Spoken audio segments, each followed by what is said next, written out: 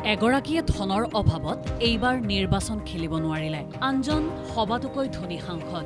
দুয়ো এতিয়া নৰেন্দ্ৰ মোদী মন্ত্ৰীসভাৰ সদস্য।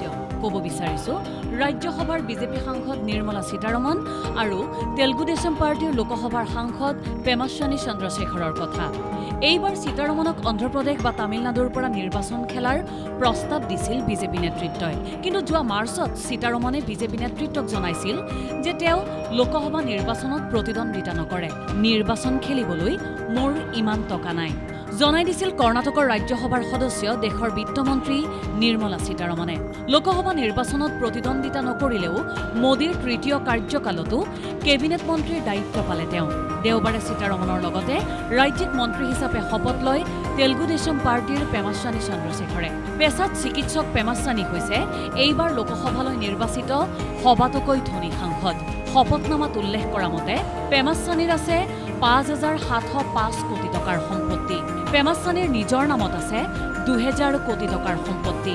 পেম্মাস্বানীৰ দৰে ২,০০০ কোটি টকাৰ সম্পত্তি আছে পত্নীৰ। দুই সন্তানো ৫০০ কোটিৰ সম্পত্তিৰ অধিকাৰী। এতিয়া এই দুয়োগৰাকীয়েই মোদী মন্ত্ৰীসভাৰ সদস্য। পলিটিকেল ডেস্ক, দেশ টুডে।